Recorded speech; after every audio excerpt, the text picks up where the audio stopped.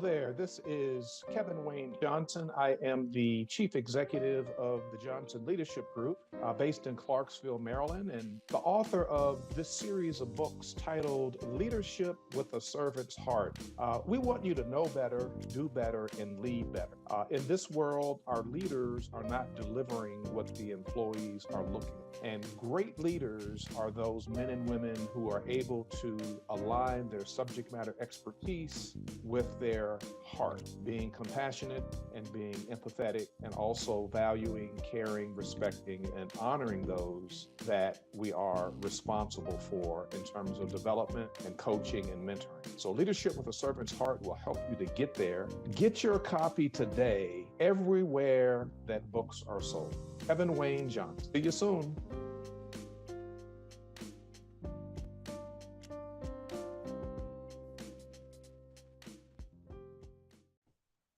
Whether you are listening or viewing from around the world, welcome to my journey with Paula G, where we are juggling this journey called life while walking in the gifts and the talents that God has given us. I am your host, and I am so delighted to be here with you today. If this is your first time, we welcome you. We are so glad that you have joined us. And if you are a returning listener or viewer, we thank you so much for continuing the journey. I always tell you all each and every episode that time is precious. It is the one thing that you cannot get back. So for you to think it not robbery to spend this time with us is truly, truly appreciated. And we keep that in mind as we plan each and every episode. We also want to thank those who are embracing the journey through their underwriting support, and that would be our underwriters. Without our underwriters, we would not have the opportunity to provide this platform. So we are so grateful for each and every one of them, and we thank them so very much. And if you have a business, if you have a product, a service that you are looking to engage an audience or increase your audience exposure, you can reach out to us at jerryvoicelive@gmail.com or paula@paulagvoice.com. Put underwriting opportunities in the subject line, and we'll be sure to follow up with you. Also, make sure y'all do the right thing. Like, share, subscribe. Paula G Voice across all social media platforms, as well as my website, paulagvoice.com, and engage and reach out to us on those platforms as well. I also want to give Jerry Voice Live a shout out, Positive Power 21 Christian Media and Channel, and the Weekend Channel TV. Positive Power has grown so much, and this show has been on the Positive Power platform for several years, and we're continuing to grow and to do what God is instructing us and directing us and showing us what to do. And we've now expanded to the Weekend Channel, where you can see a lot of the episodes that are on Positive Power on the Weekend Channel. So make sure that you tune in, check it out, Jerry Voice Live, the Weekend Channel, Positive Power Christian Media. We thank them as well. Well, I wanted to talk with you a little bit today. You know, the theme of this show is juggling this journey called life while we're walking in our gifts and our talents that God has given us. And because of that theme, that mission, that motto, it gives us the flexibility on this show to do things a bit differently. Our format, as you notice, sometimes may not necessarily be the same format or may not necessarily be consistent from episode to episode. That's because life is not consistent. From season to season, from experience to experience, life is not always consistent. And it is in those times where we have to juggle this journey called life while walking in the gifts and the talents that God has given us. So recently, I want to share a story with you all today. Recently, and as early as yesterday evening, at the time of this particular recording, I participated in the celebration of life for a dear friend of mine who passed away after a lifetime. When I say lifetime, I mean a lifetime battle with cancer. At the age that she died, she was 55. She had been battling cancer, which was brought on by a genetic disease, from the age of 8. So from the age of 8 to the age of 55, she was coexisting with some degree or form of cancer, some sickness or residual from that, just struggling throughout her life, but juggling her journey of life while also walking in her gifts and her talents. And at the celebration of life yesterday, well, first of all, let me back up. She had left her, she was at peace with her condition and she was at peace with her circumstances, but that didn't mean that she didn't fight each and every day that she had. She fought with every fiber of her being. She fought physically. She fought mentally because she was a mighty, mighty woman of God. She was a prayerful woman. She prayed. She had prayer warriors that surrounded her, that prayed with her and prayed for her. So when I say she fought the good fight, she fought the good fight, never wavering, never giving up. And every day that she woke up, every second, every moment that she felt good, every second, every moment that she was pain free, she would do something with that second. She would do something with that moment. She was a giver. She loved to give to other people. She loved to serve people. I have never seen anyone that was so passionate about giving and helping and serving others.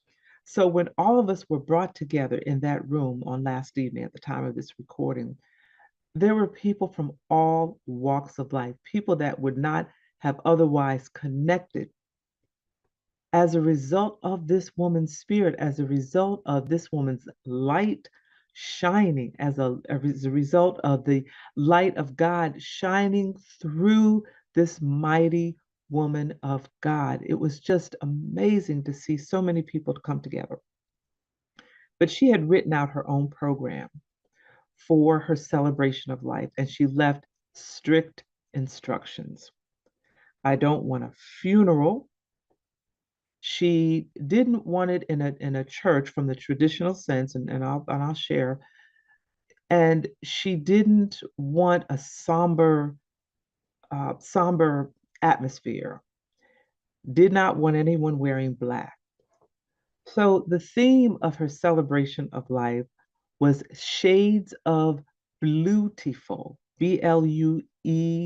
I think I'm spelling it right. 50 shades of bluetiful.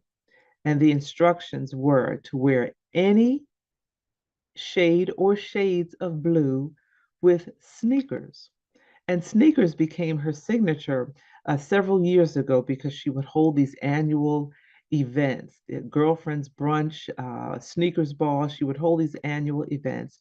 And she started encouraging people to wear sneakers with their formal wear, which was really a lot of fun. You have a formal wear on with sneakers. So I had a nice little formal dress on, and I found these cute, cute, cute uh, gold glitter sneakers that I wore with this outfit. So it was a lot of fun because at the end of the formalities of the program, the formal part of the program, there was always dancing. She loved to dance. She loved, loved, loved to dance. So at the end, there was dancing. So for her program, of course, we had introductions, we had opening prayer. I was honored to bring the devotion on transformation to the audience. We had individuals speaking from her childhood, her young adult years, and currently, and throughout everyone's experience. Because when you gather to say goodbye to someone, there are always stories of their childhood and the things they did. Sometimes there's funny stories. So we heard all of that last evening, but the common thread throughout, even as a young child, was her spirit of giving and helping and sharing and making people feel so incredibly comfortable and making them feel like they were the most important person in the world, even though, they knew and we knew she had a plethora of friends When you were in her presence, she made you feel as though you were the most important person in the world. So it was a beautiful experience yesterday of the homegoing. Traditionally, we would call it a homegoing or a funeral, but she called it her celebration of life. And in place of the obituary, because she didn't want any of the terminology that comes along with a funeral, it's not a service, it's a celebration of life. It's not a funeral, it's a celebration of life. It's not an obituary, it's reflections, a celebration of life. And I thought that was just a wonderful, wonderful concept. And it got me to thinking I might have to go back and revisit my own final wishes because the atmosphere was that of joy. Yes, there were moments of tears, and we went through, a kind of a roller coaster of emotions. One of the poets that was there, she said, it's like we went through the whole cycle all in that same night. We laughed, we cried, we couldn't believe that it happened.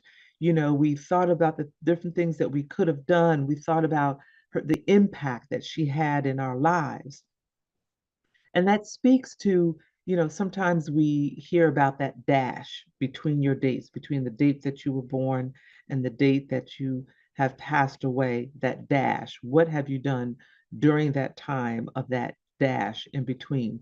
We're going to take a break. And when we come back, I'm going to share with you as to what she did with that dash in between and what she has charged all of us to do, which is why I'm sharing with you because she's such a people person. And even though you all don't even know who she is, her spirit lives on, the spirit of giving and sharing and encouraging people to live life to the fullest. So when we come back from the break, we're going to talk about her motto of live, believe, and dream and what that means. This is My Journey with Paula G. I'm your host, Paula G. Stay tuned and we'll be back in a few moments.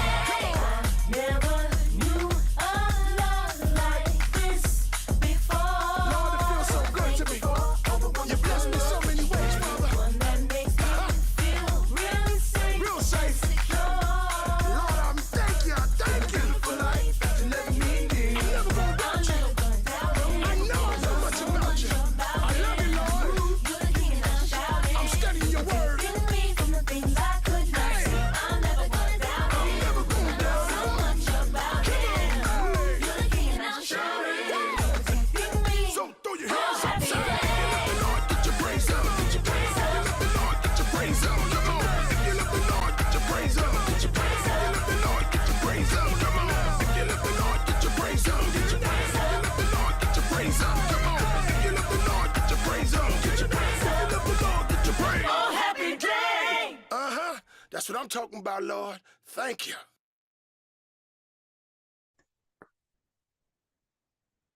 And welcome back to My Journey with Paula G. I am your host, Paula G. We're so glad that you have continued to join us. And if you are just joining us, we appreciate you tuning in.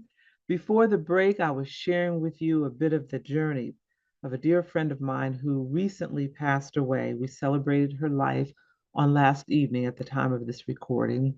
And she had been battling cancer for a lifetime. When I say a lifetime, literally a lifetime, from the age of 8 until she passed away almost 2 weeks ago at the age of 55. And just the energy that she had whenever she had energy, and how she used that energy, and how she poured so much into so many people. And this really speaks to, as well, being men of God, being women of God, how we must, and after going through this experience, it really brought to the surface more of how we interact with people, how we make people feel, in turn, can determine how they feel about themselves, how they feel about others, and how they interact with others. When you can have one person who shines such a bright light, has a beautiful, giving, passionate, compassionate, caring spirit, and can leave an impact on so many different people and their lives. When you can bring people together under one roof, people who otherwise probably would never even consider communicating with each other, but do so out of their united love for that one person. There were several of us that came together to execute basically what she had already written out. When I say she had already written out her own program as to what she wanted it to look like, down to the detail, our task was to execute that. Our task was to execute that. She loved butterflies, and at the end of the celebration, we had a bit of a butterfly release. But she lived by her own motto, her own brand. She was a poet, motivational speaker, a consultant, and she lived by her own brand, which was to live, believe, and dream. And I want to share this with you today because this is my way of honoring her and making sure that her spirit lives on. Live. I watched her because I was one of the many people who came to her aid when she needed someone to take her to the doctor. She needed someone to take her to chemo, radiation. She needed someone to stay with her overnight, to fix her meals, to do her laundry, to help her with her personal needs when she wasn't able to do it herself, to run errands for her.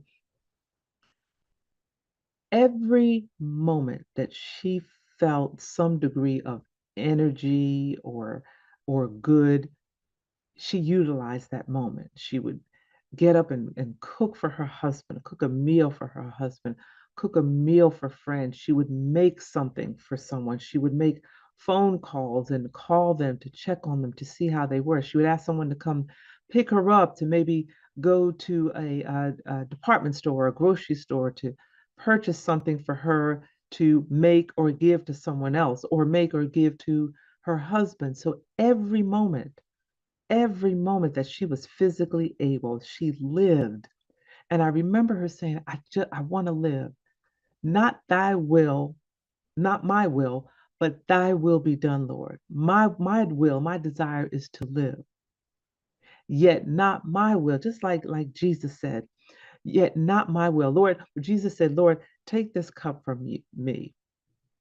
Yet not my will be done, but thy will be done. And Evelyn was the same way. Lord, I want to live, yet according to your will. And he granted her that prayer to live for the number of years that she lived. And he gave her the opportunity and opened doors of opportunity for her to do so many of the things that she had desired to do, to live out so many of these things. You know, we hear about the bucket list. You know, there's all these things on our bucket list we want to check off. Evelyn went through, and that was her name, was Evelyn, went through her bucket list and did most, if not all, of the things that she desired to do. I remember one time she had called and she wanted to go up to a farm that's here in the Atlanta area. And you know, you can go to the farm and you can pick berries or pick apples, you can pick flowers. There's a maze, you go through the cornfield maze. There's this little piglet race, which is hilarious. If you are ever in a sad mood, a bad mood, or what have you, you need to go to one of these farms and watch a little piglet race. It's the funniest thing. But we laughed, we had a good time, you know, we ate, she was still able to kind of move around physically. We went down one of those long slides on the burlap sack like two little girls, just having a glorious, glorious time. There are other days when she felt well. We went shopping because she loved to get things and decorate her home. So she lived her life, and then believed. She believed in herself. She believed her first love was poetry, and she believed that those things that she desired to do, that she could do and achieve, and she did, and she would share with each and every person that came along. And I'm sharing with you, if you believe in yourself, you believe in what it is that you desire to do, you can do anything you put your mind to. You know, I always close the show with the greatest conversation you will ever have is the one that takes place in between your ears. What are you speaking to yourself? Is God a part of that conversation? And are you listening to his still small voice? Because if he said it was so, it will be so. And you have to trust and believe that it will occur, because if you don't believe in yourself, you cannot expect anyone else to believe in you. You must believe, and then dream. Just dream. What are some of the things that you've dreamed about? Forget about the parameters, forget about the, oh, well, that can't happen, because dream. What is it that you dream about? Write down those dreams. Write what it would take to fulfill those dreams, and begin the process of living and believing and walking out those dreams, because you can do it. You can do it. Prayer is the best tool that we have. Prayer is a mighty tool. And if you pray asking God, Lord, these are the things that I desire. These are the things that I've dreamed about. These are the things that I wish for my life according to your will. If he begins to open those doors of opportunity for you to walk through, glory to God. Live in those fulfilled dreams. You've believed those dreams, and you're now walking out those dreams. So I just wanted to share that with you today. And I know that's, kind of brief. We've almost come to the end of our journey, and perhaps we'll talk a little bit about it on another episode. But I'm encouraging you all today, those of you who may be sick in your bed, or those of you who may have been sick and you're feeling okay today, but then your head is like, oh, I just don't feel like doing anything today. Live. As long as you wake up, as long as you are living and breathing, you have an opportunity to fulfill those things that God has placed in you. So even if you can't get out, or you can't get around, you can still maybe write in a notebook, or write in the journal, or just that conversation in between your ears. Just begin to believe in yourself. Live every moment that you have in whatever way living looks like for you. Just live and dream. Believe, my brothers and sisters. God is our source. He is our light. And he places things inside of us that he desires us to utilize to bless and serve others. And I hope that has blessed you. We have come to the end of our journey. We thank you so much for joining us and for tuning in. We thank our underwriters. Remember, you can stay connected with me, Paula G Voice, across all social media platforms. Shout out to Positive Power 21 Christian Media and the Weekend Channel. Make sure you check us out on the Weekend Channel, not only this show, but all of the shows that are on Positive Power 21. We appreciate you for tuning in. And again, I say, remember, the greatest conversation you will ever have is the one that takes place in between your ears. What are you speaking to yourself? Is God a part of that conversation? And are you listening to his still small voice? Until next time, embrace the journey.